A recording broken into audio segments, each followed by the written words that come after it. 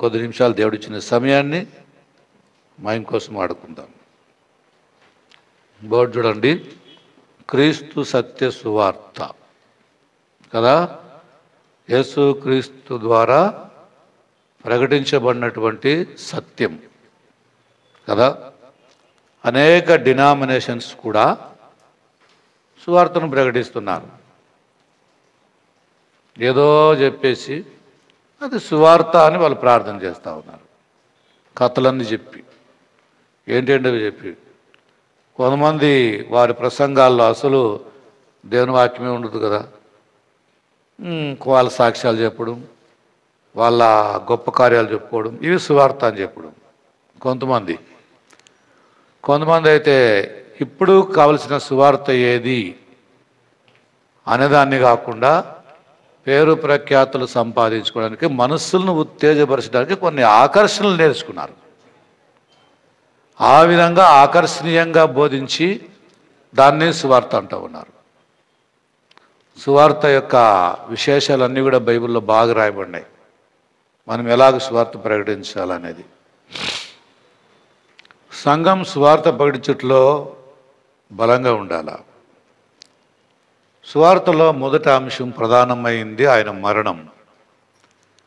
రొట్టెలో మనం పాల్పొందినప్పుడల్లా, ఆ రొట్టెను చూసినప్పుడల్లా మనకేమి జ్ఞాపకం రావాలా? ఆయన మరణం జ్ఞాపకం రావాలా. అంటే మరణాన్ని మనము ప్రకటించాలి.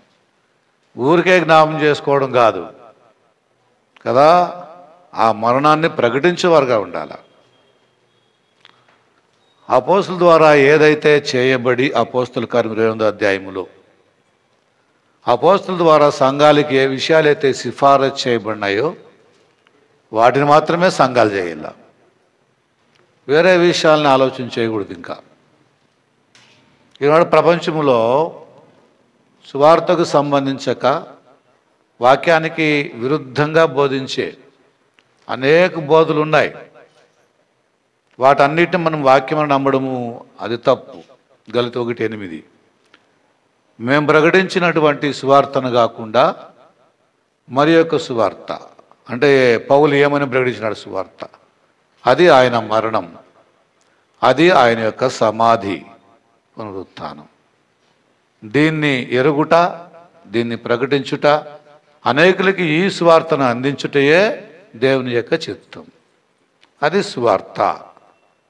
అది కాకుండా కొంతమంది ఎవరెవరో కథలు చెప్పి బైబిల్లో చూపించేసి దేవుడు ఏమైనా దీవించను గాక అంటే అది సువార్త కాదు.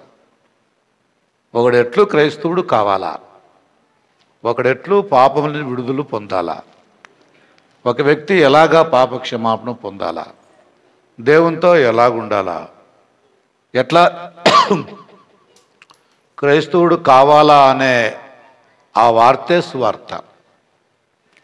అదే ఆయన యొక్క మరణం, ఆయన యొక్క సమాధి, పునరుత్థానాలు. ఇది ప్రకటించక మనం వేరే ఏం ప్రకటించినా అది సువార్త కాదు.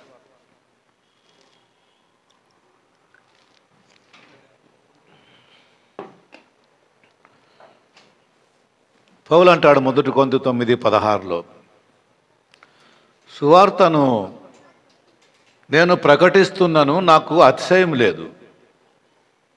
ఏలయనగా సువార్తను ప్రకటింపవలసిన భారం నా పైన ఉంది కదా. యేసు చనిపోయినాడు పాపుల కొరకే, మొదటి కొరింథీ 15:3. యేసు సమాధి చేయబడినాడు పాపుల కొరకే. యేసు సమాధి నుంచి పునరుత్థాడైనాడు పాపుల కొరకే.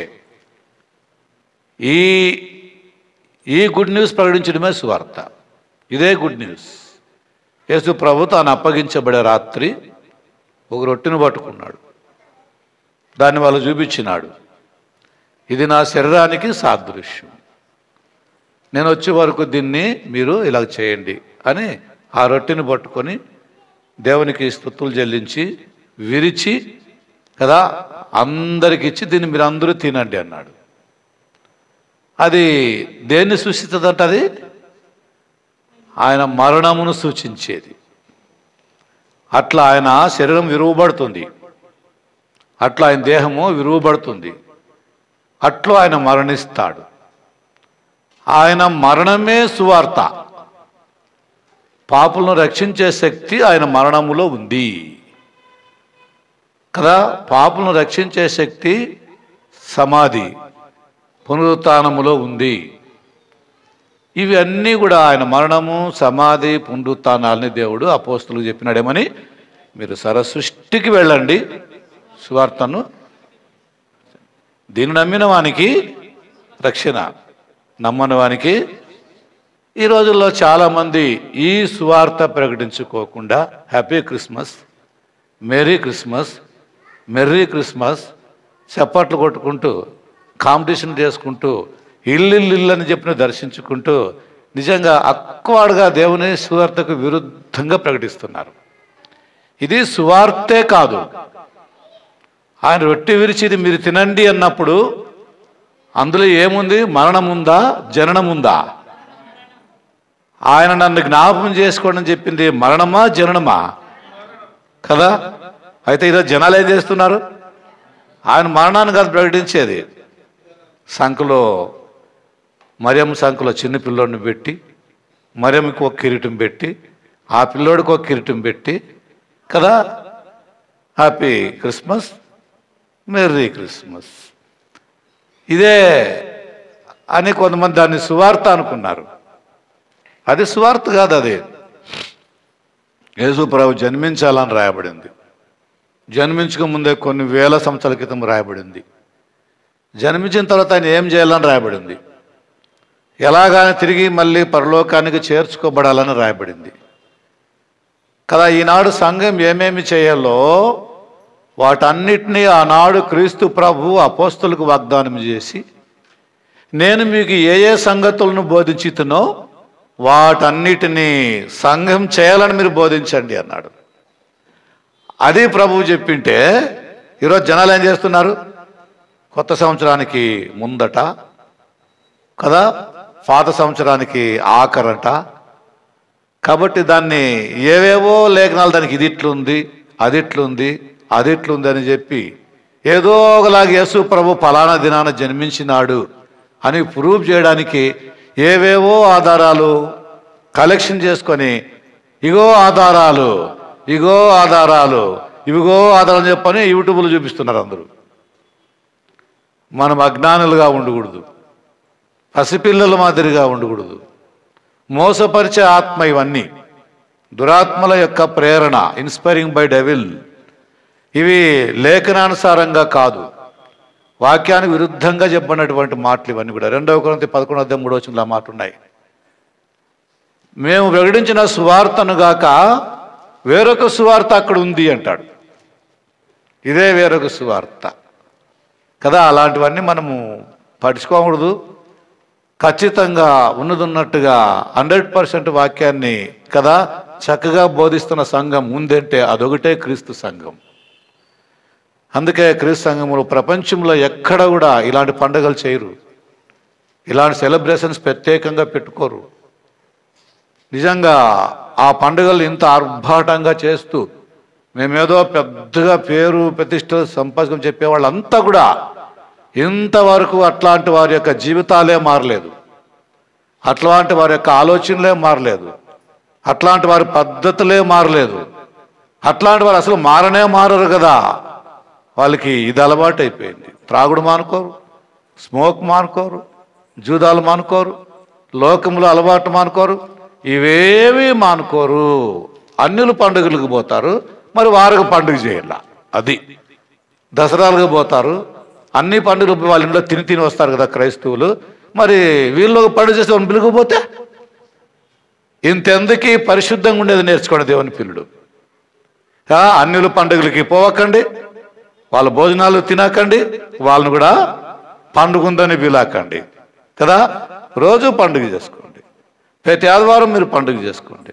ప్రతి ఆదివారం మీకు ఎప్పుడు అనుకూలం అప్పుడు మీ ఫ్రెండ్స్ ఇన్వైట్ చేసుకోండి, బంధువులు ఇన్వైట్ చేసుకోండి, భోజనాలు పెట్టుకోండి కదా. వాళ్ళని ప్రేమించుకోండి, ప్రేమను పంచుకోండి కదా. అంతేగాని ఏ దేవుడు పుట్టినటువంటి డేట్ ఇది అని ఆధారం లేని డేట్లను పెట్టుకొని కదా అది ఒక పండుగని చేసుకోవడం అనేది చాలా వాక్యానికి విరుద్ధం. ఇది క్రీస్తు ఆత్మ కలిగిన వారు చేసే పని కాదు. 2 కొరింథీ 11:3 మాట ఉంది, వేరొక ఆత్మ, వేరొక సువార్త.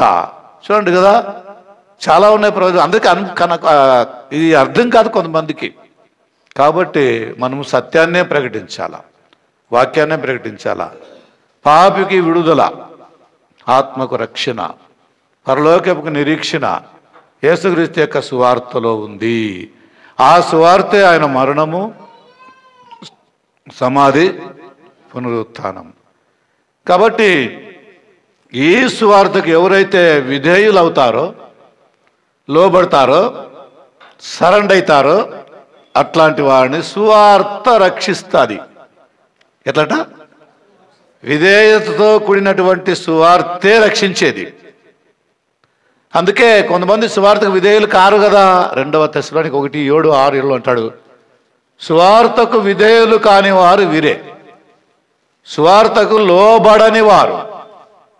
ఎన్ని ఏండ్లు సువార్త వింటున్నా, ఎన్నేళ్ళు సువార్త వింటున్నా దానికి లోబడలేదు కదా. లోబడడానికి రుజువేమి? లోబడినాను అని చెప్పడానికి రుజువేమంటే బాప్తిస్మం. ఎన్ని ఏండ్లు వాక్యం విన్నా బాప్తిస్మం పొందలా. దాని మీనింగ్ ఏమి అంటే వీళ్ళు విధేయులు, లోబడలేదు. ఈరోజు కొంతసేపు విధేయత అని మాట చూద్దాం. కొంచెం ఏమి విధేయత, విధేయత అని మాట మనకు బాగా అర్థమవుతుంది. లోబడి ఉండుట, లోబడుట. దేవుని పిల్లలు ఏ విషయాలు లోబడాలా, ఎట్లా లోబడాలా అనే విషయాలు మనకి దేవుని వాక్యంలో రాయబడినాయి. మనం ఇష్టం వచ్చినట్టుగా చేసి దేవునికి లోబడినాను అంటే అది సరికాదు. మనం లోబడే ప్రతి పద్ధతి కూడా బైబిల్లో రాయబడి ఉంది. మనం ఎలాగ లోబడుతున్నాం దేవుని వాక్యానికి, ఎట్లా లోబడుతున్నాం, అసలు విధేయత అంటే ఏమి కదా. మనం దేవునికి విధేయులుగా ఉండాలా, ఆయన చెప్పింది చేయాలా. ఆయన చెప్పుకుంది వద్దు, మనకి చేయమని ఆయన ఏం ఆజ్ఞాపించినాడో దాన్నే మనం చేయాల. అట్లు పాత నిబంధనలో ఆదికాండం మొదలుకొని క్రీస్తు ప్రభు వరకు కూడా ఎవరు విధేయులైనారో, ఎవరు అవిధేయులైనారో అన్ని విషయాలు బైబిల్లో రాయబడినాయి. అవన్నీ మనకి ఎగ్జాంపుల్స్, హెచ్చరికలు, మనకి బుద్ధి కలిగి దేవునిలో స్థిరంగా ఉండడానికి దేవుడిచ్చినటువంటి యొక్క సబ్జెక్టులు అవి కదా. కాబట్టి మనం ఎట్టకేలకి దేవునికి మనము విధేయులుగా ఉండాలా, దేవునికి లోబడాలా. ఒక ఎంప్లాయీ ఉన్నాడు అనుకుందాం, గవర్నమెంట్ ఎంప్లాయీ, ప్రైవేట్ ఎంప్లాయీ, ఎవరైనా కానిలే కదా. జాబ్ చేస్తూ పైన బాస్కి ఒక లెటర్ రాయాల్సి వస్తుంది. ఎందుకంటే నాకు ఒక 4 రోజులు లీవ్ కావాలా అని. మొదట మేము రాసేవాళ్ళం పేపర్లో, ఇప్పుడు మళ్ళీ ఉండేలా నాకు తెలీదు కదా. లీవ్ కావాలని చెప్తే అప్లికేషన్ రాయాలా కదా.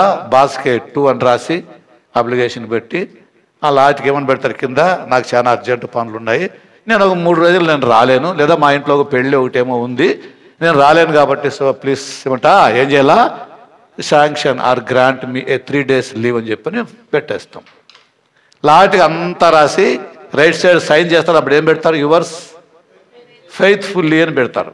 వీళ్ళెవరు, వీళ్ళు ఎంప్లాయీస్, ఉద్యోగస్తులు. యువర్స్ ఫెయిత్ఫుల్లీ అని పెడతారు.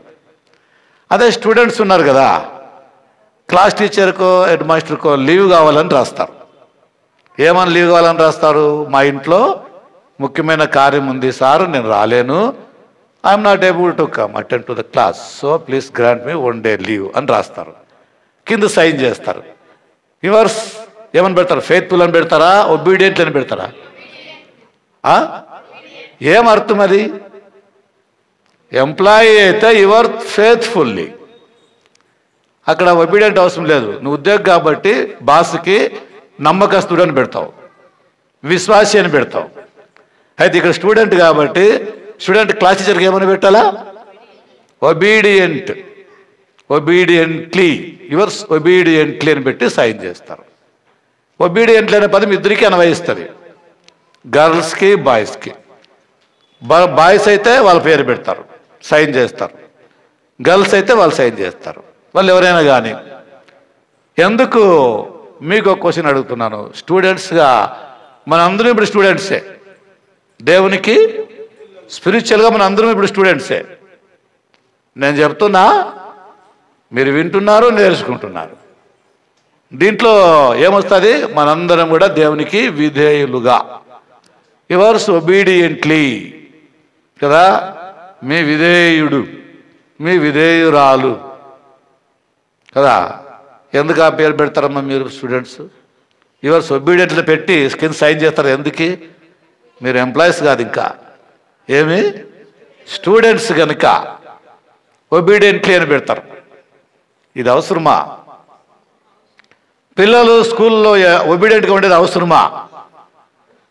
పిల్లలు స్కూల్లో తమ విధేయతని ఎలాగ చూపిస్తారు? దీని నుంచి మనకు మంచి పాఠం ఉంది బైబిల్లో. అందుకే పిల్లలు ఎట్లా విధేయత చూపాలి మాస్టర్కి, ఎట్లా ఒబీడియంట్ కావాలా,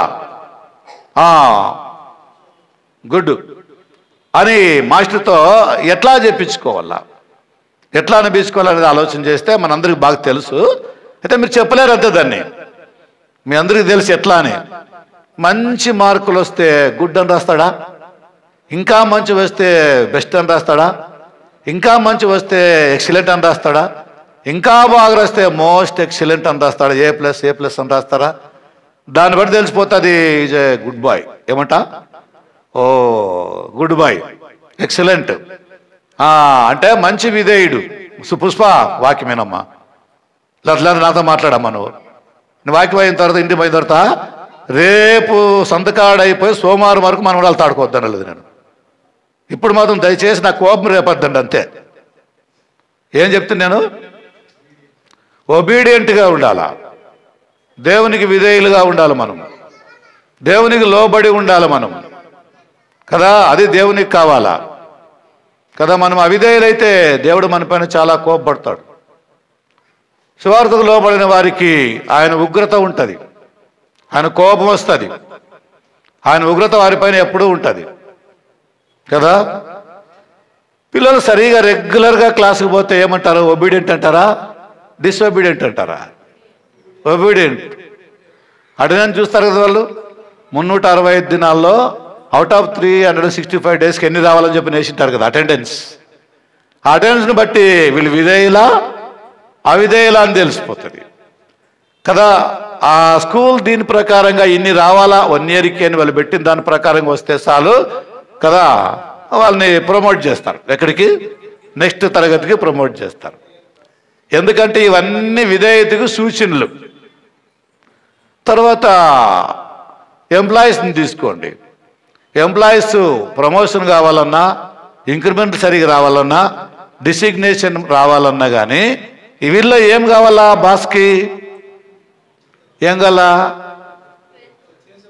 ఒబీడియన్సీ కాదు, ఫెయిత్ఫుల్గా ఉండాలా. ఫెయిత్ఫుల్గా అంటే యజమాని ఏమైతే చెప్పినాడో ఆ పనిని కరెక్ట్గా చేయాల. దాని నుంచి నీ నుంచి ఆ కంపెనీకి లాభం రావాలా, నీ నుంచి అదేం చేయాలా? పునరుద్ధరించబడాలా. అది లేనప్పుడు ఏమంట?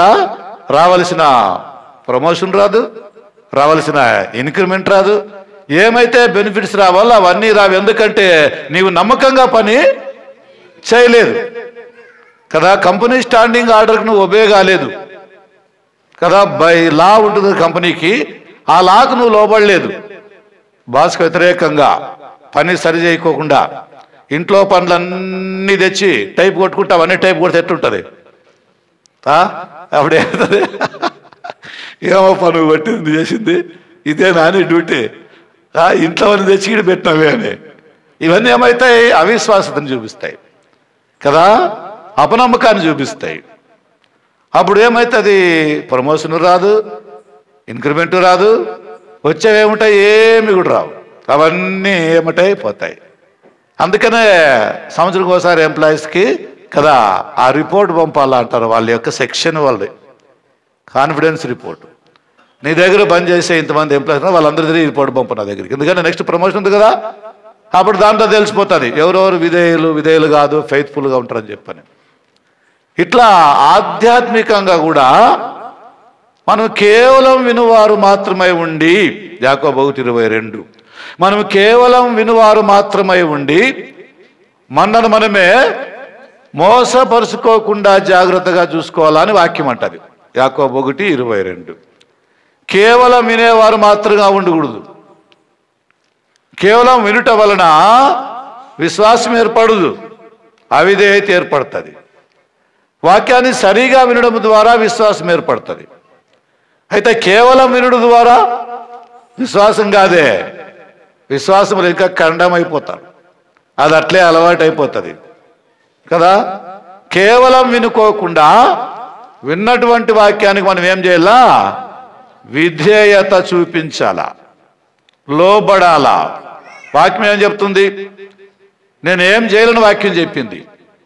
ఈరోజు నేను వాక్యం విన్నాను, ఏమి నేర్చుకున్నా అనేది ప్రశ్న వేసుకోవాలి. నేనేమి నేర్చుకున్నా ఈ వాక్యం ద్వారా? మరి నేను అట్లా జీవించాలి కదా, అట్లా ఉండాలి కదా అనేదాన్ని మనము ఆధ్యాత్మికంగా తెలుసుకోవాలి. మనం నేర్చుకోవాలి వాక్యాలు. ఆ వాక్యానికి మనం విధేయులు కావాలా. విధేయత అనే విషయాన్ని కొంచెంసేపు ఆలోచన చేద్దాం. హెబ్రీలు రాసినటువంటి పత్రిక, హెబ్రీ పత్రిక 5వ అధ్యాయం,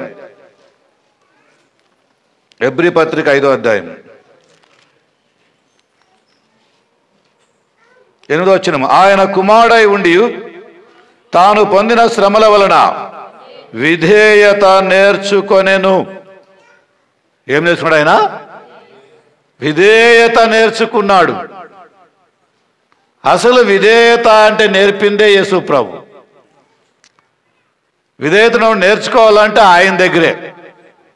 విధేయతకే అర్థము చెప్పిన వినయ మనస్కుడా,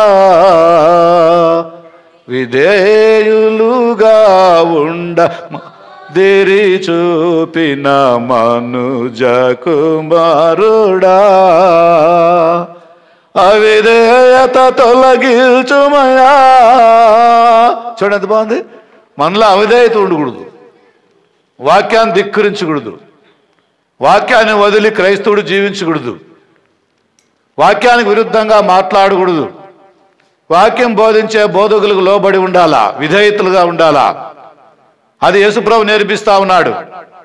యేసుప్రభు భూలోకానికి వచ్చింది నా తండ్రి యొక్క చిత్తం నెరవేర్చుట, దాన్ని సంపూర్ణంగా నెరవేర్చుట, దానికి నేను లోబడి ఉంటాను అంటున్నాడు. సంఘానికి పౌలు హెచ్చరిస్తూ సంఘం విధేయతను నేర్చుకోవాలి. హెబ్రీ పత్రిక 13వ అధ్యాయం, హెబ్రీ పత్రిక 13వ అధ్యాయం 17వ వచనంలో ఇలా రాబడింది, మీ పైనే నాయకులుగా ఉన్నవారు లెక్క ఒప్పవలసిన వారి వలె మీ ఆత్మలను కాయచున్నారు. వారు దుఃఖముతో ఆ పని చేసినడలా మీకు నిష్ప్రయోజనం గనుక దుఃఖముతో కాక ఆనందముతో చేయనట్లు మీరు వారి మాట విని వారికి లోబడి ఉండుడి. అంటే మీనింగ్ ఏమి? విధేయులై ఉండుడి. లోబడి ఉండుడంటే విధేయులై ఉండుడి. వాక్యము చెప్పినటువంటి సోదరుల్ని బోధకుల్ని నిష్ఠూర పెట్టకూడదు, ఇబ్బంది పెట్టకూడదు, బాధ పెట్టకూడదు. సంఘం బోధకుల యొక్క ఉద్దేశాలను గుర్తెరగాల. ఆ బోధకులు బోధించిన తర్వాత కొంతమంది వాళ్ళని అపవాదులుగా తీరుస్తారు. ఇట్లా చెప్పాల్సింది, అట్లా చెప్పాల్సింది, ఇవే చెప్తారు, అవే చెప్తారు. అదే నాకు అసలు. ఎందుకంటే వీళ్ళలో గుణాలు బాగలేవు, వీళ్ళ అలవాట్లు బాగలేవు, వీళ్ళ ఆలోచనలు బాగలేవు. వాక్యం ఏం చెప్తుంది? ఎప్పుడు సంఘం లోబడుతుందంటే ఇక్కడ కదా. సంఘానికి ఎందుకు ఇంత ఘంటాఘోషంగా బోధకులు వాక్యం చెప్తున్నారంటే బైబుల్ అంటది ఈ సంఘం అనే గొర్రెలనే విశ్వాసుల్ని కాయవలసినటువంటి బాధ్యత, మరి ఈ ఆత్మలన్నీ కూడా దేవునికి లెక్క చెప్పే బాధ్యత సేవకులది కనుక ఆ విధంగా భారంతో చెప్తారు అంతే. దాన్ని అర్థం చేసుకోకుండా అట్లా చెప్పినారు, ఇట్లా చెప్పినారు. వాక్యానికి విరుద్ధంగా బోధకుడు మాట్లాడితే ఖండించే అధికారం ఎవరికైనా ఉంది. లేదు దాన్ని బోధిస్తే సంఘస్థులు ఎవరైనా కానీ అట్లు కాదు ఇట్లా అని చెప్పొచ్చు.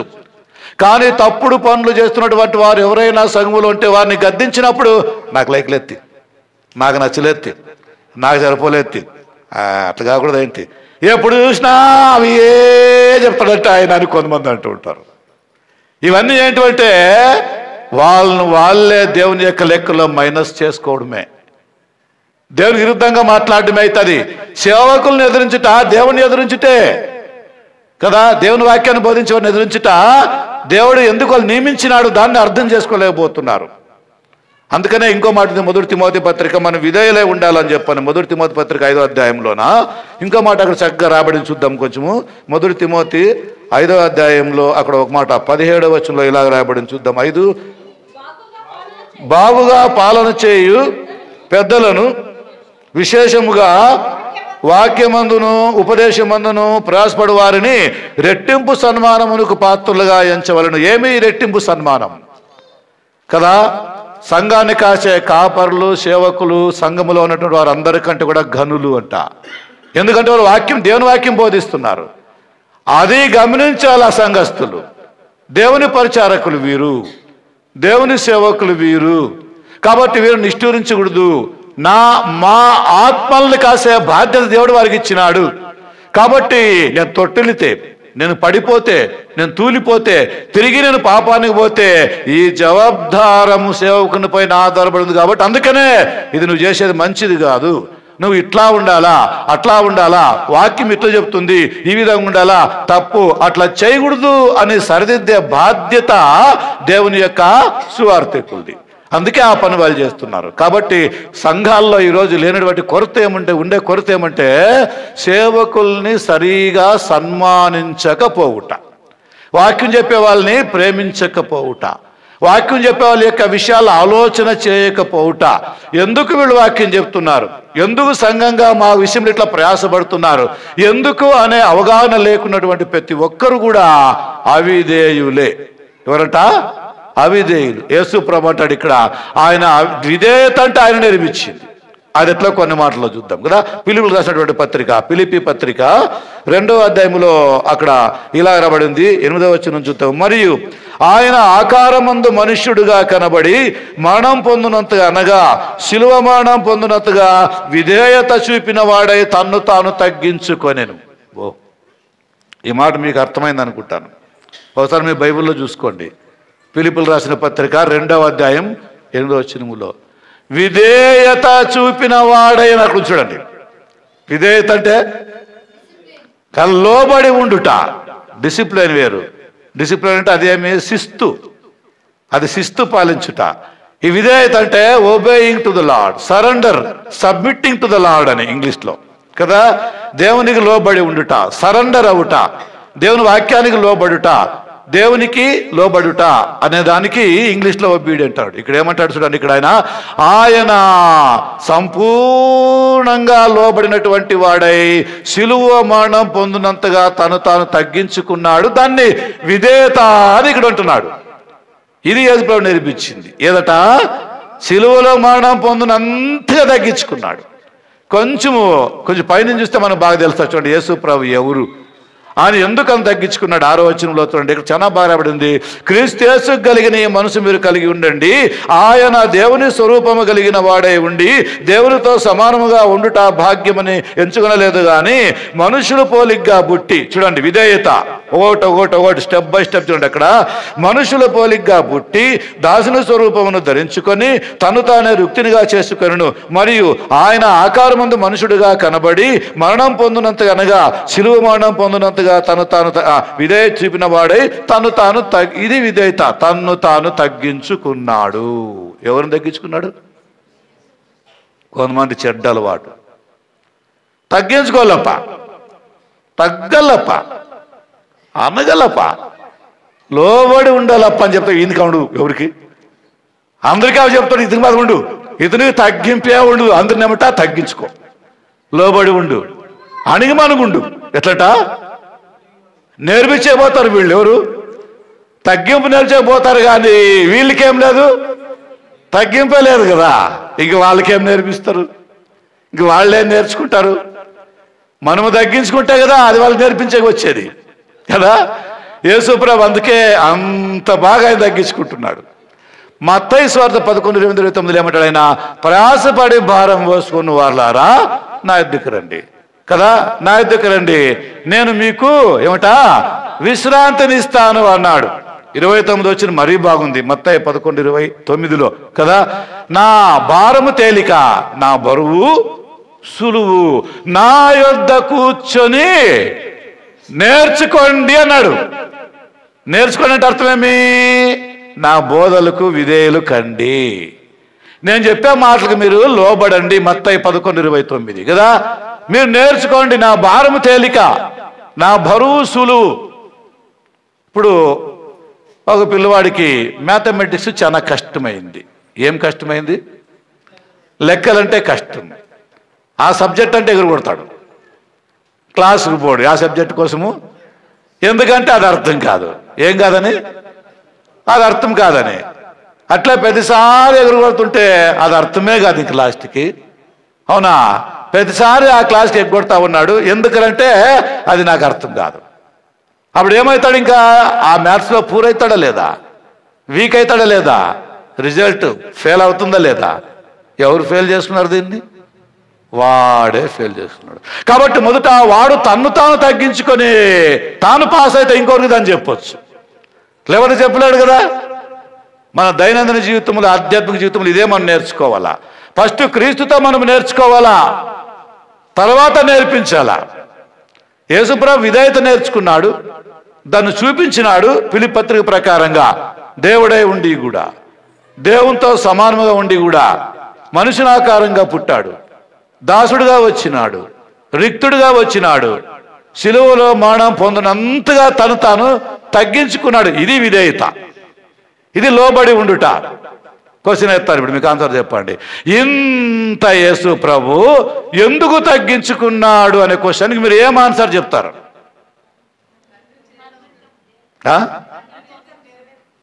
కదా, ఎవరు చెప్పడానికి ఇట్లా అమ్మని కదా. అందుకనే ఆయన చిత్తము నెరవేర్చుటే లోబడుట.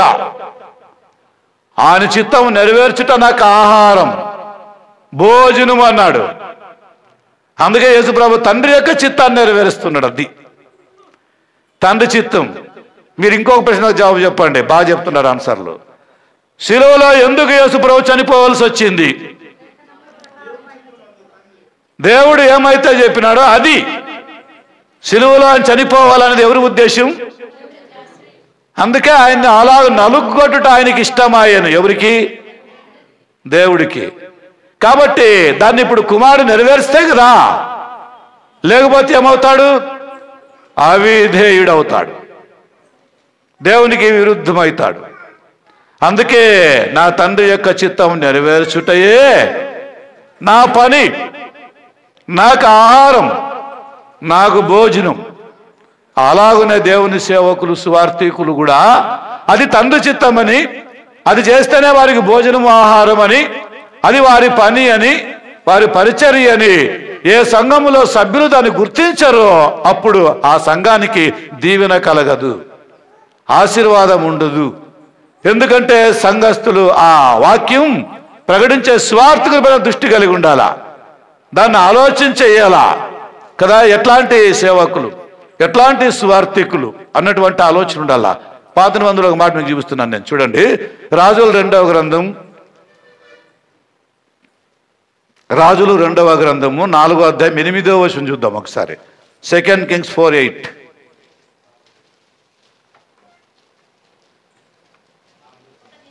ఒక దినమందు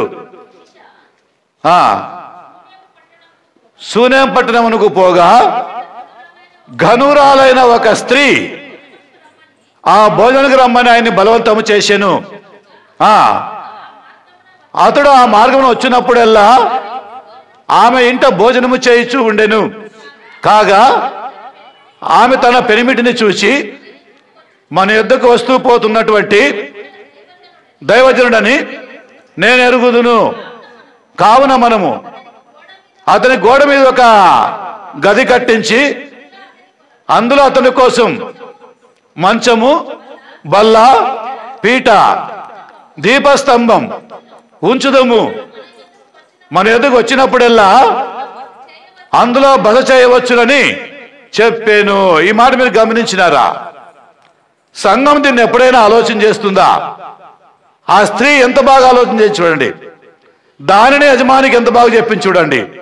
సంఘాల్లో ఉన్నటువంటి కొరత, చాలా ముఖ్యమైన కొరత ఏమంటే, ఎప్పుడూ విశ్వాసంలో కానీ భక్తిలో కానీ దేవుళ్ళలో కానీ ఎక్కువ ఫార్వర్డ్గా స్త్రీలే ఉంటారు, ఎక్కువ జోరుగా స్త్రీలే ఉంటారు.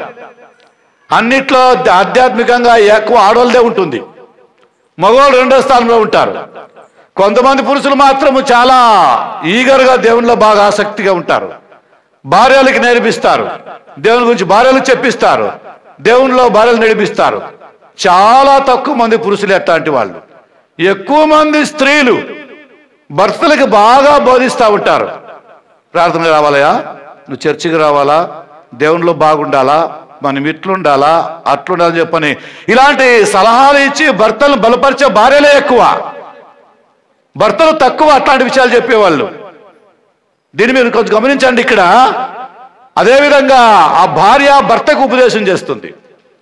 ఏమని చెప్తుంది అక్కడ భర్తకు భార్య, అయ్యా మన ఊరికి వస్తూ పోతున్నటువంటి ఈ దైవజనుడు, ఏమని ఫస్ట్ టైం గుర్తుపట్టింది ఆయన్ని, దైవజనుడు అని.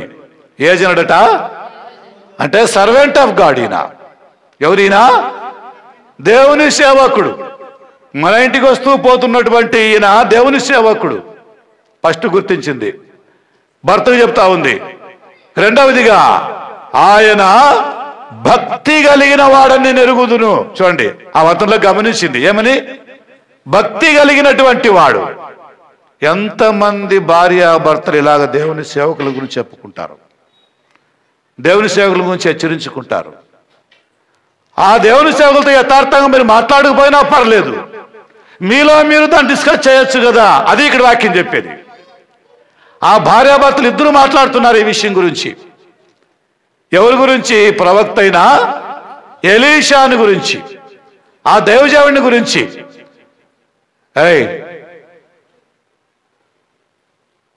ఆ ఎలీషాని గురించి, ఆ దైవజనుని గురించి భర్తకి ఆమె బోధిస్తూ ఉంది, మంచి మాటలు బోధిస్తూ ఉంది. సేవకుల యొక్క ఉద్దేశం చెప్తుంది. దేవుని యొక్క భక్తిపరుడాయన మన యొద్దకు వస్తూ పోతున్నటువంటి దైవజనుడు. ఒకటి ఆమె గమనించింది ఫస్ట్. ఎవరైనా దైవజనుడు అంటే దేవుని సేవకుడు, వాక్యం చెప్పేవారు, ప్రార్థన చెప్పేవాడు, మన కోసం, మన ఇంటి కోసం, మన పిల్లల కోసం, మన భవిష్యత్తు కోసం, మన అంతటి కోసం ప్రార్థన చేసేవాడు ఈయన, వాక్యం చెప్పేవాడు ఈయన, మన బాగోగుల గురించి దేవునితో విన్నవించేవాడు ఆయన. ఈయన ప్రార్థన చేస్తే మన ఇల్లు బాగుంటుంది, ఈయన ప్రార్థన చేస్తే మనకి మంచి ఆశీర్వాదం ఉంటుంది, ఈయన మనకు ప్రార్థన చేస్తే మనకు మంచి ఆరోగ్యం ఉంటుంది, ఈయన మనకు ప్రార్థన చేస్తే మన ఇంటికి వస్తూ పోతూ ఉంటే మన ఇల్లు ఆశీర్వాదకరంగా ఉంటుంది అని ఫైండ్ అవుట్ చేసింది ఆమె. అట్లా బిలీవ్ చేసింది దేవుని సేవకుల పైన. కొంతమంది దేవుని సేవకులు అంటే లెక్కే చేయరు, అది ఎందుకు చెప్పిన ఆలోచన చేయరు. కొంతమంది ఈ విధంగా దేవుని సేవకుని ఆలోచన చేస్తారు. వాళ్ళకి ఒక పని పట్టలేదంట, ఏమి లేదంట, వాళ్ళకి ఒక పని లేదు, ఏమి లేదు. మేమే ఆడో టెన్షన్లో గిన్షన్లో ఆ పనులు ఈ పనులను పెట్టుకుని వచ్చిన మేమే ఆడ. వాళ్ళకు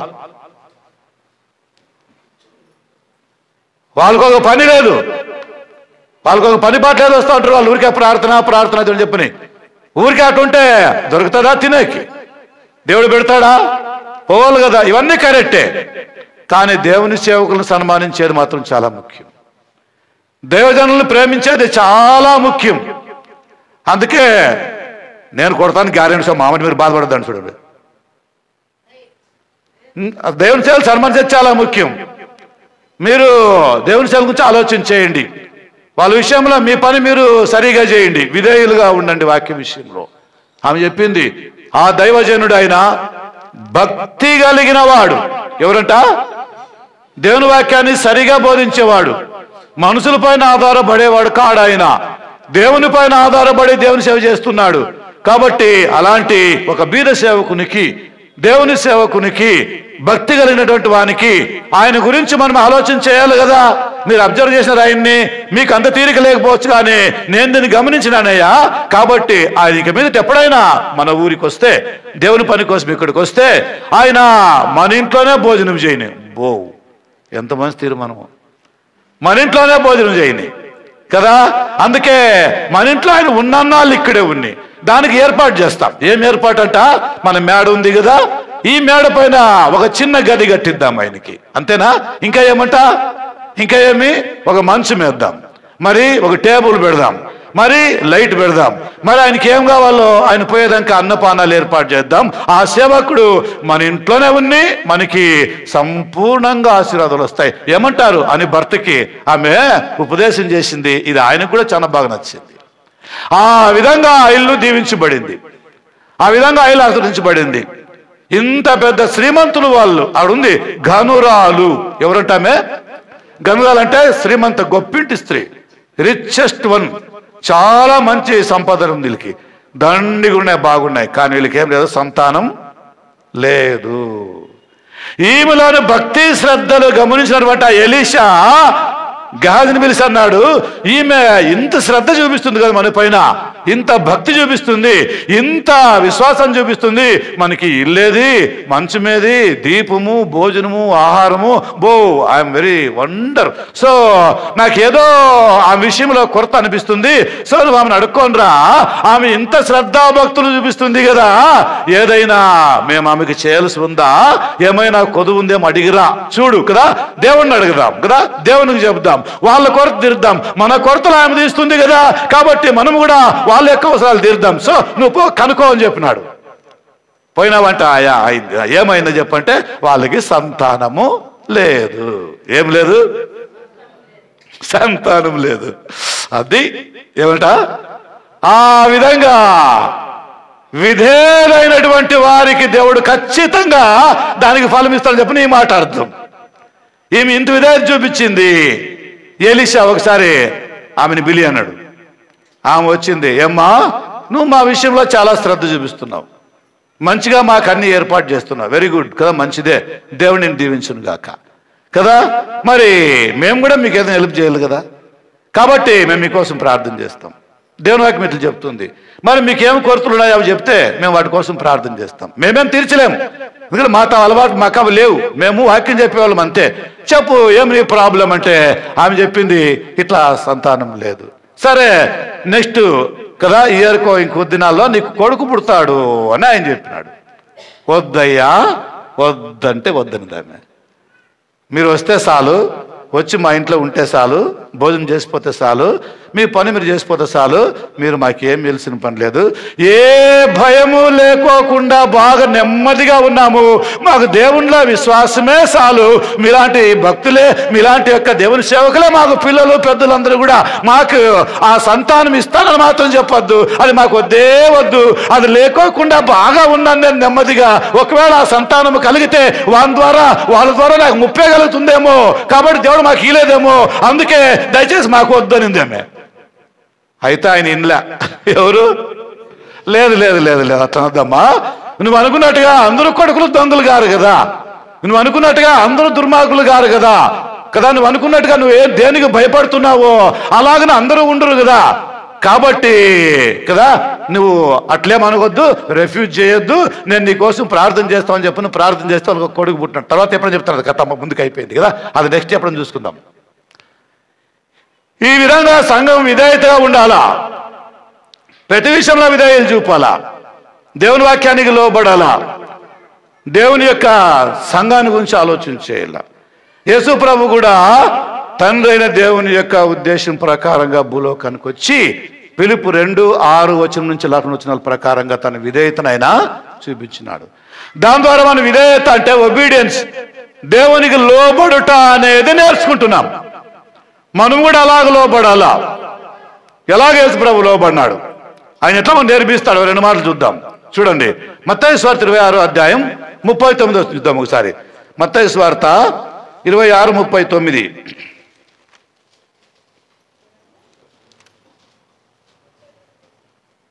నేను చదువుతానులేండి. 39వ వచనము. కొంత దూరం వెళ్ళి సాగిలపడి, నా తండ్రి, సాధ్యమైతే ఈ గిన్నె నా యొద్ద నుంచి తొలగిపోనిమ్ము, అయినను ఈ నా ఇష్ట ప్రకారము కాదు, నీ చిత్త ప్రకారముగా కానిమ్మని ప్రార్థించను. ఈ మాటలో మీకేమర్థమైంది? మీరు ఒకసారి చదవండి చూద్దాం. చదవండి, ఎవడో చదవండి.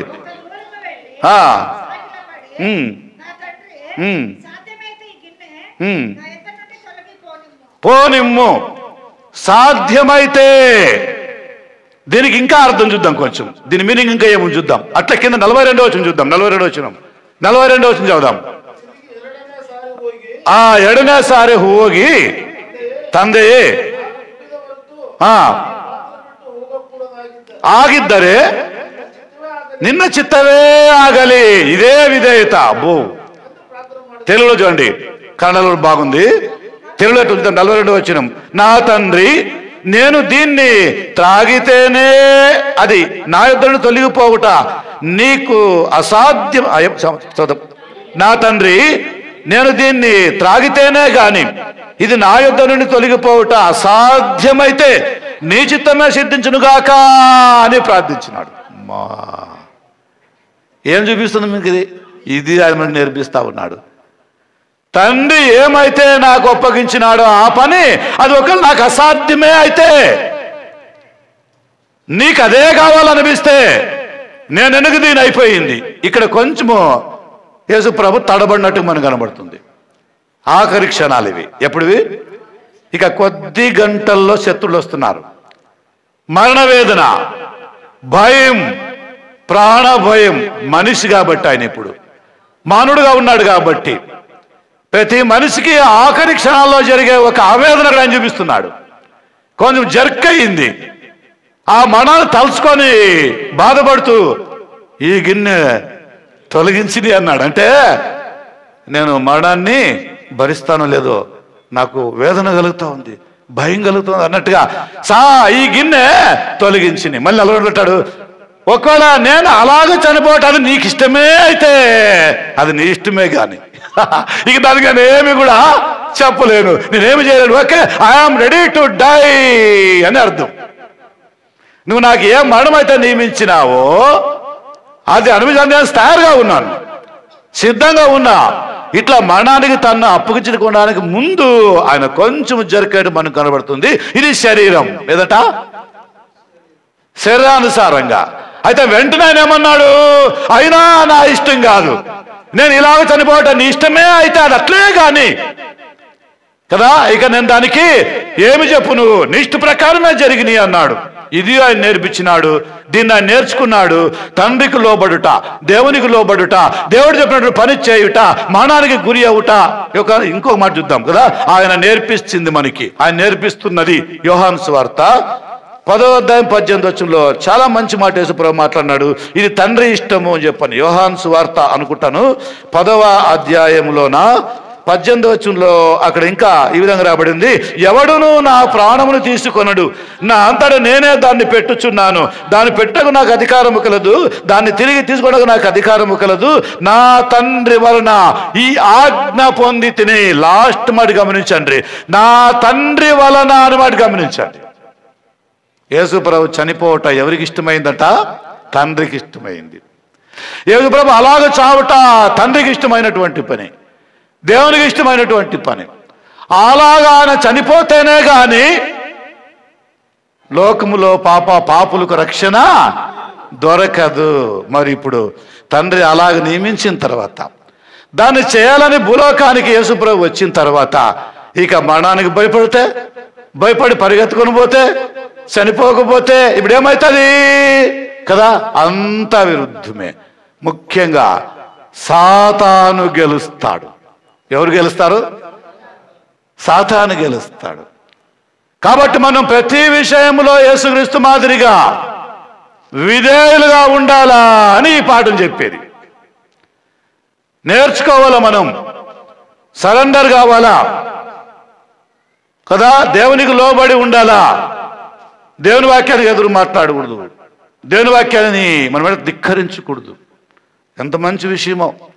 యేసుప్రభు ఎంత బాగా లోబడినట్టు చూడండి కదా. ఈ విధేయత దేవునికి కావాలా. విధేయత లేకపోతే దేవుడు ఎవరిని కూడా మరణించుడు. మత్తయి సువార్త 7:21 ఊరికే ప్రభువా ప్రభువా అంటే ఎవరు నా యొద్దకు రాడు, ఖచ్చితంగా చెప్పేసినాడు. ఊరికే ప్రభువా ప్రభువా అంటే ఎవరు పరలోకం చేరుకోలేరు. మళ్ళీ ఎవరు చేరుకుండేది? పరలోకమందున్న నా తండ్రి చిత్త ప్రకారముగా భూలోకములో దేవుని చిత్తాన్ని ఎవరు నెరవేరుస్తారో వాళ్ళే.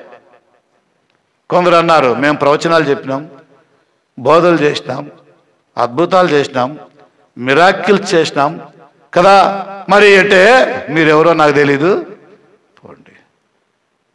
పెద్ద పెద్ద కార్యాలు నేను సాధించాను భూమిపైన అనుకోవచ్చు, అవి నిజంగా దేవునివి అంటే I don't know who are you, get lost. ఏమంటారు ఆయన?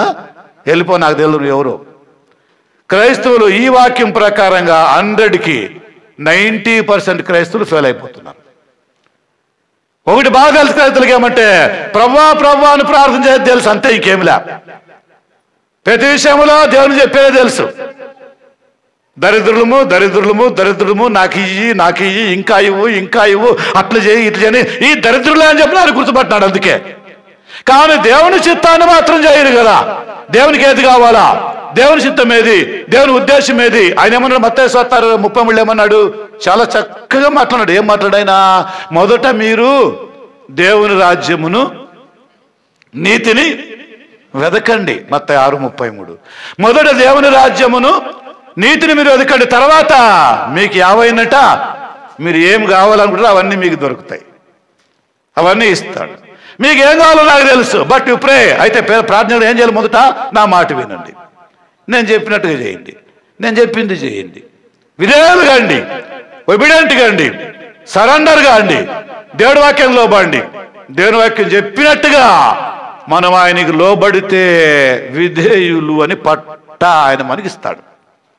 ఈ సర్టిఫికెట్ ఎవరు ఇస్తారు? ఆయనే ఇస్తాడు. So and so person is obedient. మనం విధేయులుగా ఉండేది నేర్చుకుందాం. యేసుప్రభు నేర్చుకున్నాడు కదా. చూడండి ఎంత బాగుంది అక్కడ. నా ప్రాణం నేనే పెడుతున్నా, ఎవరు నా ప్రాణాన్ని తీసుకోరు, నా అంతటా నేనే దాన్ని పెడుతున్నాను కాబట్టి ఎవరు దాన్ని తీసుకోలేరు. కాబట్టి యేసుప్రభు ఇలాగ సిలువలో చనిపోవట తండ్రి యొక్క ఉద్దేశము, దేవుని యొక్క చిత్తము, దాన్ని నెరవేర్చుటయే విధేయత, లోబడి ఉండుట. యేసుక్రీస్తు ద్వారా దీన్ని నేర్చుకున్నటువంటి సంఘమై ఉన్నటువంటి మనం, యేసు ఎలాగైతే తాను మరణానికి అప్పగించుకున్నాడో అలాగే మనము కూడా విధేయులుగా దేవునికి ఉండాలి. ఫిలిప్పీ 1:1 ప్రకారంగా నా మట్టుగా అయితే బ్రతుకుట క్రీస్తే, ఇది చావైతే అది నాకు మేలు. నా మట్టుగా అయితే బ్రతుకుట క్రీస్తే, చావైతే నాకు అది మేలు. మేలైన వెతుకుదాం, మంచి వెతుకుదాం, దేవుడి రాజ్యాన్ని నీతిని వెతుకుదాం. దేవుడు మనకేమి తక్కువ చేయలేదు. మీరు ఆలోచన చేసుకోండి, దేవుడు ఏమైనా తక్కువ చేసినాడా? ఇన్ని ఏళ్ళు మీ లైఫ్లో ఎప్పుడైనా కానీ 1-2 రోజులు ఉపాసం ఉన్నారా? నీళ్ళు అన్నం ఏమి లేకోకుండా ఉన్నారు ఎప్పుడైనా కానీ? తిన్నారా? బాగున్నారు కదా. మనం అనుకున్న దానికంటే ఎక్కువగా సంపాదించుకున్నారు కదా, మన ఊహ కంటే ఎక్కువగా కలిగి ఉన్నాము కదా, ఎంత కలిగింది కదా. అయినా ఇంకా ఎందుకు అవిధేయత? క్రీస్తు మాదిరిగా ఆలోచించేయండి. కొన్ని మాటలే, విధేయులుగా ఉండేది ఆయనకు కావాలా. మన నుంచి విధేయత ఆయన కోరుతున్నాడు. ఒబీడియన్స్గా మనం ఉందాం. ఆదికాండం 6:22 కొన్ని మాటలు చూద్దాం. ఆదికాండం 6:22 అక్కడ ఇలా రాబడి ఉంది, నోవహు అట్లు చేసెను, దేవుడు అతనికి ఆజ్ఞాపించిన ప్రకారం యావత్తూ చేసెను. నోవహు ఎట్లా చేశాడట? ఆ మాట తీసుకోండి కొంచెం. ఆదికాండం 6:22 తీసుకున్నారా? కొంచెం చూసినారా? మీకు ఆ మాట ఎట్లా కనబడుతున్నాయి? నాకేమో ఆ మాటలు వజ్రాల మాదిరి కనబడుతున్నాయి. కాదు, మీకు ఎట్లా కనబడుతున్నాయి? నాకు మాత్రం వజ్రాల మాదిరి కనబడుతున్నాయి. బాగా నిజంగా చాలా విచిత్రంగా కనబడుతున్నాయి. మరి మీకు ఎట్లా కనబడుతున్నాయి? మీకు ఎట్లా కనబడినా పర్లే, దాంట్లో రహస్యం చెప్పేస్తాను కరెక్ట్గా. నోవహు అట్లు చేసాను. ఎవరో చెప్పండి చూద్దాం, ఎట్లా చేసినాడు? అదే దేవుడు ఏం చెప్పాడు నోవహుకి? ఏం చేయమని చెప్పినాడు? చూడండి ఎట్లాంటి మాటలు అవి. అందుకే నీ మాటలు 7 సార్లు మట్టి మూసలో కడిగినటువంటి ఏమంటే స్వచ్ఛమైన మాటలు అంటాడు. నోతో చాలా క్లియర్గా దేవుడు చెప్పేసినాడు, నోవహు త్వరలోనే ప్రళయం రాబోతుంది, త్వరలోనే నాశనం వస్తా ఉంది, జలప్రళయం వస్తా ఉంది. సో ఒక పడవను తయారు చేయన్నాడు, ఒక ఓడను తయారు చేసుకో అన్నాడు. ఎవరి కోసం ఇది? ఎవరు వస్తారో అందరూ రాని. నీ ఇంటి వారి యొక్క రక్షణ కోసం ఓడ సిద్ధపరచుకో అన్నాడు. ఎవరి కోసమట? ఓడ సిద్ధపరచుకో అన్నాడు. ఆ ఓడ చేయడానికి మళ్ళీ పరికరాలు కావాలి కదా, మటీరియల్ కావాలి కదా, కట్టె కావాలి కదా ముఖ్యంగా. అందుకే అక్కడ కట్టె పేరు చెప్పేసినాడు. ఏమంట ఆ కట్టె? చితిసారకపు మ్రాను అన్నాడు. ఇంగ్లీష్లో గోఫర్ వుడ్ అన్నాడు. దాన్ని పరిశీలిస్తే తెలియని సత్యం ఏదంటే ఈ రోజుల్లో నాన్నా కుళ్ళిపోదంటది, ఇరిగిపోదంటది, బెండ్ కాదంటది, పుచ్చు పట్టదంట. ఆ కర్ర అయితేనే దీనికి పనికి వచ్చేది. ఎందుకంటే రానున్న ప్రమాదం చాలా గొప్పది. ఆ పడవలో ఉండాలనుకున్నటువంటి వాళ్ళు 8 మంది మనుషులైతే జంతువులు దాంట్లో ఉంటాయి, పక్షులు దాంట్లో ఉంటాయి, పురుగులు దాంట్లో ఉంటాయి, మృగాలు దాంట్లో ఉంటాయి, ఇన్ని జంతువులు దాంట్లో ఉంటాయి. కాబట్టి అది చాలా స్ట్రాంగ్గా ఉండాలా. 40 రోజులు కురిసే వర్షానికి తడిసినా అదేం కాకూడదు, కుళ్ళిపోకూడదు, ఉబ్బిపోకూడదు, విరిగిపోకూడదు, రంధ్రాలు పడకూడదు, నీళ్ళ లోపలికి రాకూడదు, దాంట్లో ఉండి వాళ్ళ నాశనము కాకూడదు. అందుకే దేవుడు పరమాత్మ జ్ఞాని, ఆయన మహాజ్ఞాని. సింపుల్ కాదు. నిజంగా ఆయనకి ఆలోచన చెప్పాడు ఎవరు? మరి ఆయనకి ఇది బాలని చెప్పేవాళ్ళు ఎవరు? ఆయనకి జ్ఞానం బోధించేవాళ్ళు ఎవరు? అందుకే ఆయన ఇన్ని ఆలోచన చేసి ముందుగా చెప్పేసినాడు, 40 రోజులు రాత్రింబగళ్ళు వర్షం వస్తుంది, కాబట్టి నీవు నీ ఇంటి వారి కోసం ఓడ తయారు చేసుకో అన్నాడు. అట్లా ఆ ఓడను తయారు చేసే లోపల 1 సంవత్సరం 20 ఏళ్ళు అయింది. 1 ఇయర్ అయిపోయింది కంప్లీట్గా. 1 సంవత్సరం కట్టినారు ఆ పడవని. ఇక్కడ ఎవరైనా ఇంత ఇంత పెద్ద పడవ అది కట్టాల. నో పడవ కట్టడానికి ఆరంభించినాడు. నో పడవ కట్టడానికి స్టార్ట్ చేస్తే ఒక్కడే ఎంతని ప్రయాసపడతాడు. నోతో చెప్పినట్టుగా ఆ మాట ఉంది. కానీ నో పని స్టార్ట్ చేస్తే అతనికి ఎవరెవరు సపోర్ట్గా ఉంటారు నాకు చెప్పండి. భార్య హెల్ప్ చేయదంటారా? భార్యను చేసింది కూడా దానికే కదా దేవుడు. ఈమె నీకు సహాయకార్యాన్ని రాదంతో. 3 కొడుకులు కదా ఆయనకి, మరి వారు హెల్ప్ చేసిండ్రా? 3 కోడన్లు కదా ఆయనకి, వాళ్ళు హెల్ప్ చేసిండ్రా? 8 మంది కలిసి ఈ ఓడను ఒకళ్ళు తయారు చేస్తే పేరు వచ్చింది ఎవరికి? మీరు బిల్డింగ్ కట్టినారు అనుకోండి, ఎవరిదా బిల్డింగ్ అంటే ఫలానా వెంకటేష్ది అంటారు. ఎవరిది అంటారు? వెంకటేష్ది, భాస్కర్ది, ఇట్లా అంటారు కదా. ఇల్లు వాళ్ళదే. ఎవరు కట్టినట్టే భాస్కర్ కట్టినాడు ఇల్లు, అది భాస్కర్ది ఇల్లు, అది వెంకటేష్ ఇల్లు. ఆయన దానికి డబ్బు పెట్టినాడు, ఖర్చు పెట్టినాడు. మళ్ళీ దాన్ని కట్టింది ఎవరు? మేస్త్రీలు, కూలోళ్ళు, ఇంతమంది కలిసి పని చేస్తా ఉన్నారు. దానికి ఏం కావాలో అన్ని పరికరాలు సరిచేసింది ఆయన, ఓనరు. ఇప్పుడు పేరు ఎవరికి వస్తుంది? ఓనర్ పేరే వస్తుంది. ఎంతమంది అయితే కట్టారో అంతమంది పేర్లు చెప్తారా? కార్పెంటర్ పేరు, కింద ఫ్లోరేషన్ మెషిన్ పేరు, కట్నోని పేరు, ప్లాటిన్, వీళ్ళందరి పేరు చెప్తారా?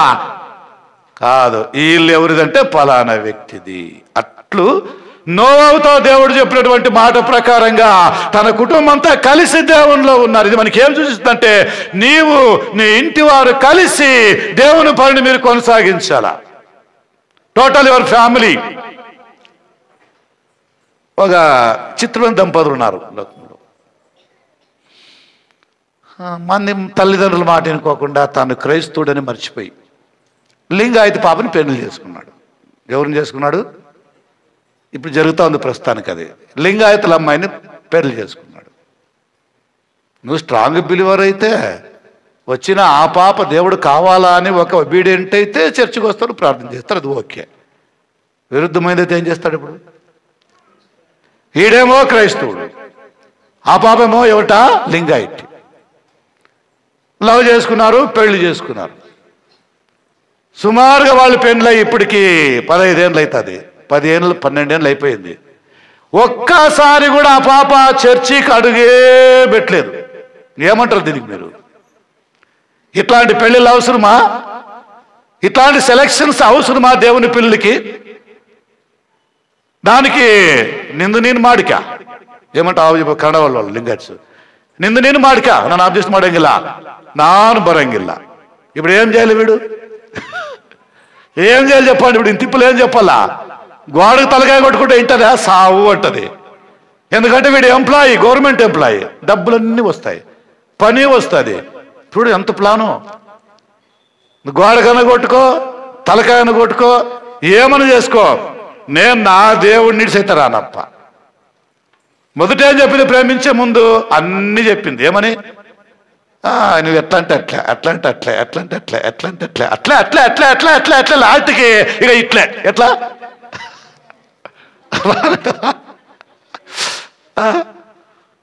వీడి కాదని లేక, కక్కలేక, మింగలేక ఈ మూర్ఖుడు పాపం ఇంజనీర్ మళ్ళీ. ఎవరంట?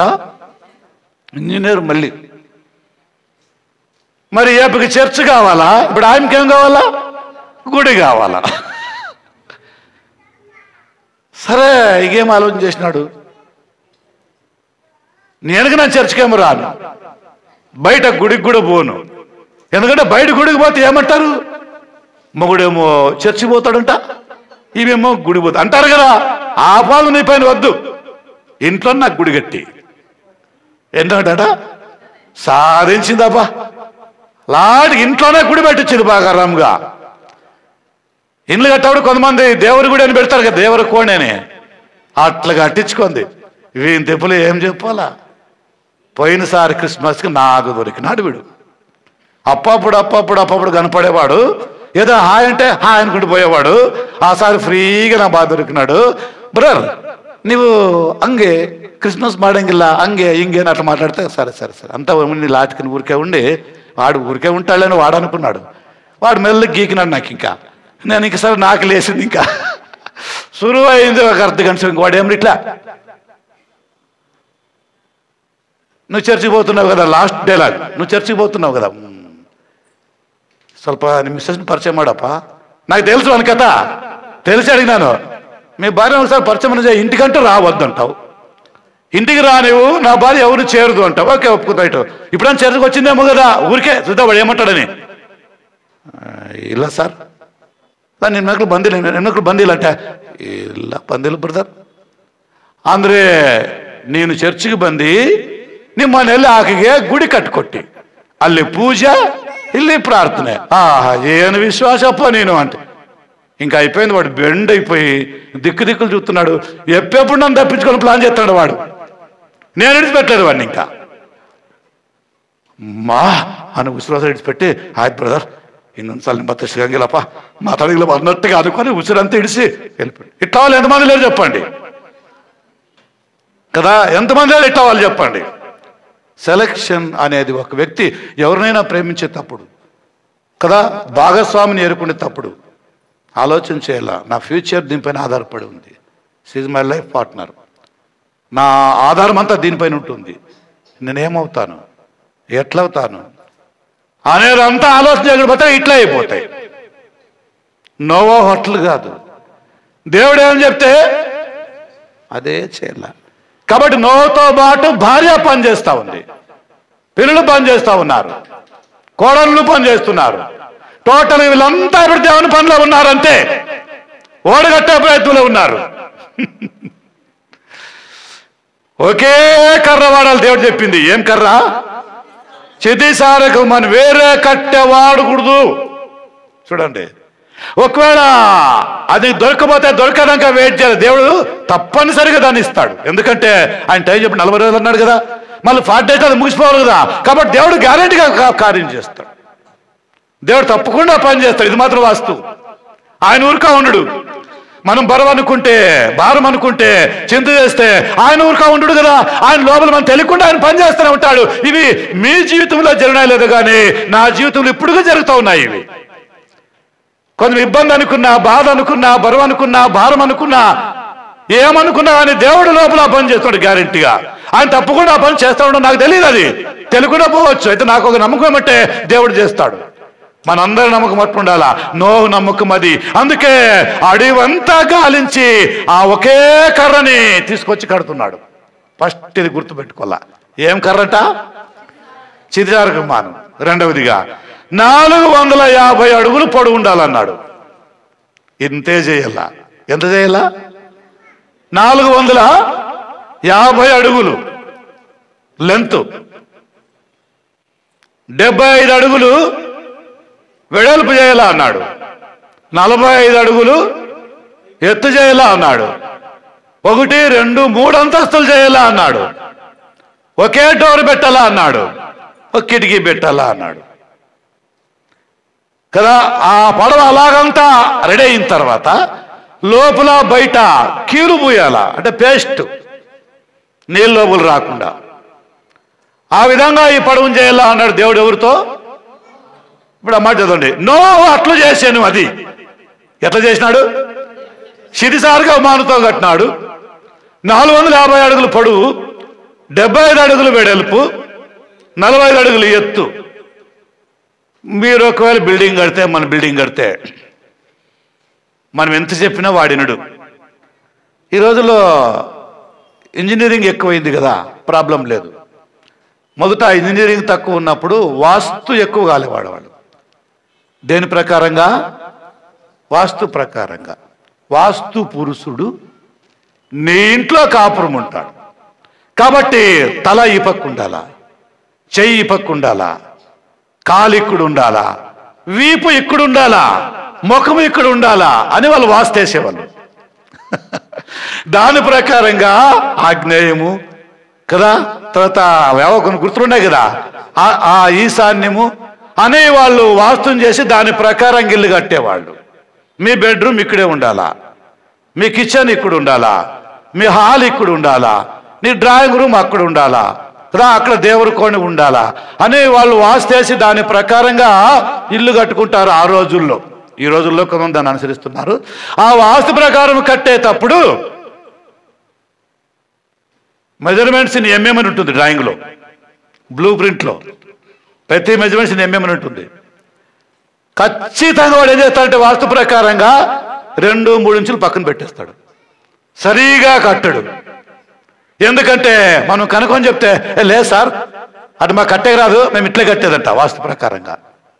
ఇప్పుడు ఇంజనీరింగ్ వచ్చింది కాబట్టి అవి లెక్క చేయరు. ఇప్పుడు ఇంజనీర్ డ్రాయింగ్ వేస్తారంతే, మెజర్మెంట్ చూపిస్తారంతే, దాని ప్రకారంగా అక్కడ ప్లగ్ కొట్టంటాడు, ఇక్కడ ప్లగ్ కొట్టంటాడు, అక్కడ ప్లగ్ కొట్టంటాడు, దాన్ని చూసుకుంటూ కదా దాని ప్రకారం కరెక్ట్గా ఇంజనీరింగ్ అన్ని చేస్తారు.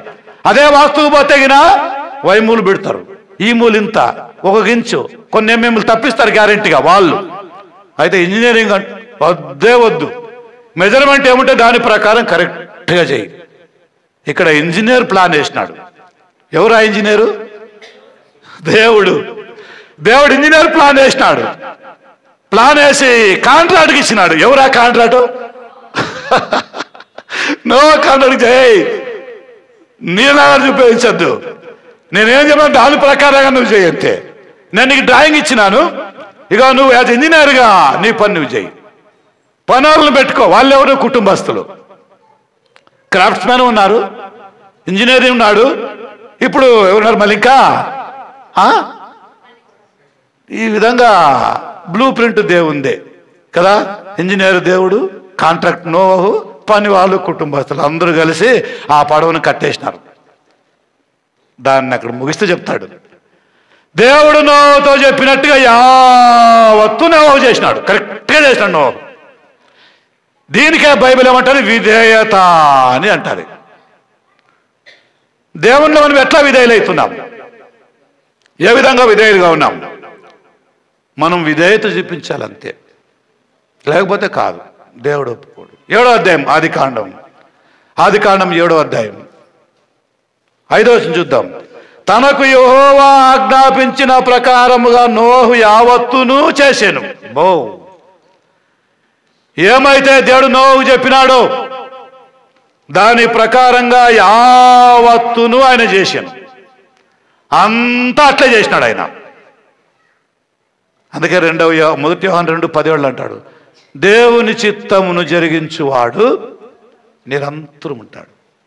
అందుకే నోహు ఫ్యామిలీ సేఫ్ అయింది, అన్ని ఫ్యామిలీ అయిపోయినాయి, కొట్టుకొని పోయినాయి. వర్షం వచ్చింది, 40 రాత్రం పగులు వాన వస్తూ ఉంటే, నీళ్లు సెక్యూర్ అవుతూ ఉంటే, నీళ్లు కలుస్తూ ఉంటే పడవ పైకి పోతుంది. ఆ దేశంలో ఉన్నటువంటి అరారత కొండ కంటే పైగా 15 మీటర్లు పైగా నీళ్లు ఈ పడవ పైకి పోయి నిలబడింది. నా లైఫ్ మరి దేనిపైన ఆధారపడి ఉంది? యేసుప్రభు వచ్చినప్పుడు మనం ఇలా ఎత్తబడాలి పరలోకానికి. ఆ పడవ సంఘానికి గుర్తయితే, సంఘం క్రీస్తు అక్కడ ఎత్తబడేదైతే, మరి నీవు నేను ఆ సంఘంలో ఆ పడవలో ఉండాలి కదా. దీంట్లో ఎవరుంటారంటే విధేయులు మాత్రమే, లోబడిన వాళ్ళు మాత్రమే. లోబడని వారికి లేదు. సర్వసృష్టికి వెళ్ళండి, స్వార్థను ప్రకటించండి, నమ్మి బాప్తిస్మం పొందినవాడే విధేయుడు. పొందితే అది విధేయత. కాబట్టి సువార్త విధేయత లేకుండా అయితే అందులో రక్షణ దొరకదు. అందుకే సువార్తకు లోబడితేనే దేవుడు రక్షించేది. ఆఖరి మాట చూద్దాం. ఇంకా హెబ్రీ పత్రిక 11:7, హెబ్రీలకు రాసిన పత్రిక 11:7 ఏం రాబడింది చూద్దాం కొంచెం. హెబ్రీ పత్రిక 11:7 దేవుని వాక్యం ఇలా చెప్తుంది చూద్దాం. విశ్వాసమును బట్టి నోవహు అది వరకు చూడని సంగతులు గూర్చి దేవుని చేత హెచ్చరించబడినటువంటి వాడై, భయభక్తులు కలిగిన వాడై, తన ఇంటి వారి యొక్క ఓడ రక్షణ కోసం ఒక ఓడను సిద్ధం చేసుకున్నాడు. అందువలన అతడు లోకం మీద నేర స్థాపన చేస్తున్నాడు. సాలే ఏమట మనము ఇక్కడ ఆరాధన చేస్తున్నాం చాలా ఏళ్ళ నుంచి. ఇరుగు పొరుగు వారు అన్యులు చాలామంది ఉన్నారు. వాళ్ళందరికీ ఇక్కడ ప్రార్థన జరుగుతుంది తెలుసు, వాక్యం చెప్పేది, ఆరాధన ఏండ్ల తరబడి పక్క వాళ్ళందరూ చూస్తున్నట్టున్నారు. దేవుని దగ్గర రాలే. వాళ్ళపైన సాక్షార్థంగా దేవుని యొక్క పని జరుగుతుంది.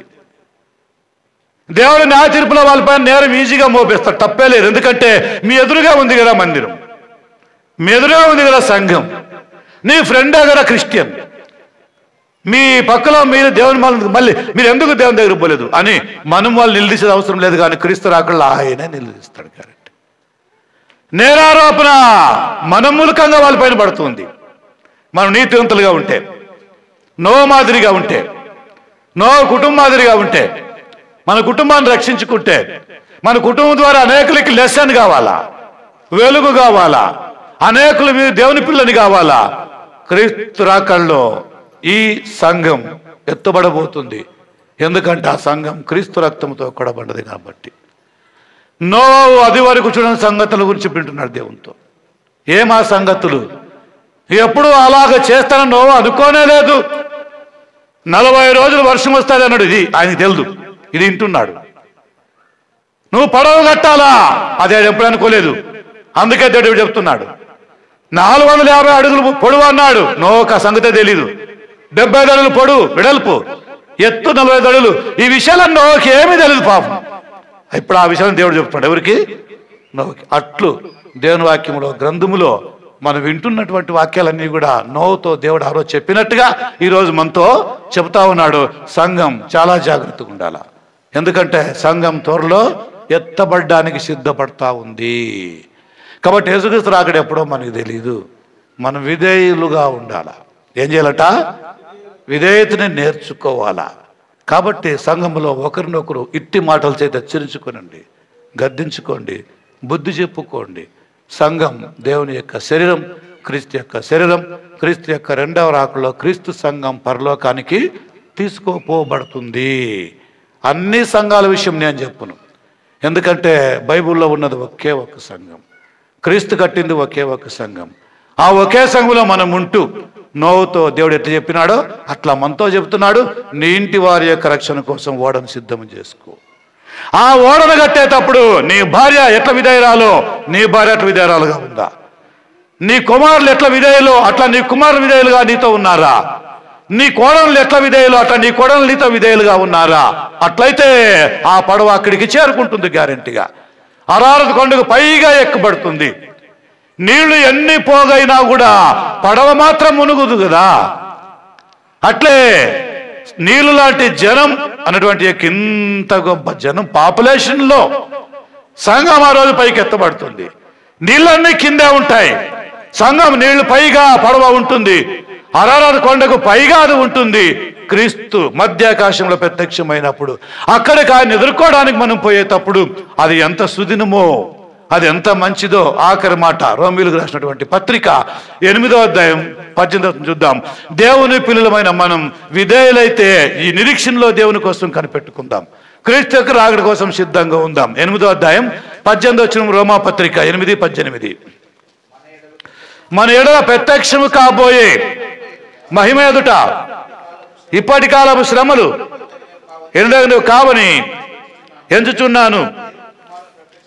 చూడండి, దేవుని కుమారుల యొక్క ఆగమనము కొరకంటే సంఘం ఎత్తబడే దాని విషయంలో నా ఉద్దేశమా సృష్టి ముగుల ఆశతో తేరుచూచో కనిపెట్టుచున్నది. చూడండి, దేవుని ప్రజలు పొందబోయే మహిమ ఎదుట ఈ లోకం యొక్క శ్రమలు ఎనదగినవి. కాబట్టి దేవుని పిల్లలు విశ్వాసంలో స్టాండ్గా ఉండాలా, పడిపోకుండా చూసుకోవాలా, విధేయులుగా ఉండాలా, దేవుని ప్రేమించాలా, వాక్యాన్ని ప్రేమించాలా, సేవకుల్ని, దేవుని వాక్యాన్ని కదా సువార్థకుల్ని ప్రేమించాలా, పోషించాలా, లోబడి ఉండాలా. మన ఆత్మల్ని దేవునికి లెక్క ఒప్పజెప్పే బాధ్యత సువార్థికుల పని, కాపరుల పని. కాబట్టి క్రీస్తు 2వ రాకడలో ఈ సంఘాన్ని, మన సంఘాలని దేవునికి ఒప్పగించే బాధ్యత కలిగి దేవుని పరిచారకులుగా ఆ పని చేస్తున్నారని చెప్పని సంఘస్థులు గుర్తుపట్టాలా, దాన్ని గమనించాలా. ఆ విధంగా క్రీస్తు రాకడ కోసం మనం సిద్ధంగా ఉందాం. నోవుతో దేవుడు చెప్పినప్పుడు నోవు ఎట్లయితే లోబడి విధేయుడై దేవుడు చెప్పినట్టుగా సమస్తం నెరవేర్చినాడో మనము కూడా కొత్త నిబంధన మనకి ఏం చెప్తుందో దాన్నే చేయాల, ఎక్కువ దాన్ని చేయకూడదు. కాబట్టి చాలామంది ఎదురు చూస్తున్నట్టుగా క్రిస్టమస్ అనే ఈ పండుగ కోసం మనం ఎదురు చూచుట కాదు, అది వాక్యంలో లేదు. వాక్యంలో ఉంటే నేను చేస్తాను. గుంటకల్లో మొన్న ఒక చిన్న ఆర్గ్యుమెంట్ జరిగింది. వాళ్ళు మేము చెప్పేసాం డైరెక్ట్గా, యేసుప్రభు పుట్టిండేటి ఇదే అని కదా. మీరు ఒకవేళ చూపిస్తే నేను ప్రతి నెల లక్షలు ఖర్చు పెట్టి చేస్తాను. మాకేం దేవుడు తక్కువ చేయలేదు, కావలసినంత ఉంది కదా. కాకపోతే అది పాపమని మాకు తెలిసిపోయింది, వాక్యంలో అది లేదు. కాబట్టి మీరు ఎందుకు చేయాలా, మేము ఎందుకు చేయకూడదు అని క్వశ్చన్ నేను మిమ్మల్ని అడుగుతున్నాను. చెప్పడంటే వాళ్ళు అదే కదా, లోకమంతా చేస్తారు కదా, మీదేమని చెప్పంటే లోకమంతా యేసుప్రభు అన్నాడు విశాల మార్గం, బ్రాడ్ వే. ఏవేంట? బ్రాడ్ వే, విశాల మార్గం. అట్లే పోతారు వాటికి. యుగ యుగములు అగ్నిగుండములో పొగలు లేచును గుబులు గుబులుగాను, పగలు రాత్రి అనక పాపులు కాలు చుందురు, ప్రియ స్నేహితుడా అచట వారే వల్ నీ వందుండెదవు. పోతారు అందరూ, విశాల మార్గంలో పోతున్నారు. పోని మళ్ళీ మేము పోమబ్బా మార్గంలో. ఈ మార్గం ఇరకాటమైనా పర్లే, ఇబ్బంది అయినా పర్లే, పండగ బిల్లేదే అని మా వాళ్ళు అన్నా పర్వాలే, మాకు భోజనం పెట్టలేదే అని అన్నా మా వాళ్ళు నాకు పర్వాలేదు, మా పండుగలేదే వస్తారే అన్నా పర్వాలేదు. మేము వాళ్ళ పండుగలకి పోము, మాకు పండుగలు లేవు. కావలిస్తే మీరు రండి ఆదివారం మా ఇంటికి, రోజు రండి, ఈ రోజు రండి, మాతో ఆయన పరిచయం చేస్తాం, భోజనం పెడతాం, తినండి. ఇంతకు మించి మేమేమి చేయము. మాకు డైలీ పండుగే, మాకు వీక్లీ ఎవరి సండే పండుగే. కాబట్టి నో క్రిస్టమస్. బైబుల్లో అది లేదు, దానికి అనుమతి ఇవ్వలేదు. పత్రికలు ఎవరు అపోస్తులు రాయలేదు, పరిశుద్ధాత్ముడు ప్రేరేపించలేదు, యేసుప్రభు దాన్ని బోధించలేదు. ఇది నా శరీరం అన్నాడు ఆయన మరణాన్ని గురించి. కాబట్టి ఆయన మరణమే తథ్యం, ఆయన మరణమే ప్రకటించాలా. ఆయన ఎప్పుడే కానీ కదా నా జన్మదినానికి జ్ఞాపకం ఎక్కడ ఆయన చెప్పలేదు, అపోస్తులు ఎక్కడా చెప్పలేదు, అది బైబిల్ ఎక్కడా లేదు. కాబట్టి ఆయన పుట్టినట్టుగా బైబిల్లో ఉంది. దాన్ని మేము నమ్మునంతగా వేరే వాళ్ళు ఎవరు నమ్మరు. మళ్ళీ మేము దాన్నే ఖచ్చితంగా నమ్ముతున్నాము. ఆయన పుట్టినాడు, పెరిగినాడు, మా కొరకు చనిపోయినాడు, సమాధి చేయబడినాడు, లేచినాడు. ఇంత నమ్మాలా. యేసుప్రభు యొక్క మరణము, సమాధి, పునరుత్థానాలే క్రిస్టియానిటీ, అదే క్రైస్తవ్యం. మేము ఆ క్రైస్తవులు అని ఆన్సర్ చెప్పినాం. మీ ఆన్సర్ అలాగే ఉండాలా. మీ అందరికీ నా వందనాలు. మనం విధేయులుగా దేవుడిని మహిమపరుద్దాం.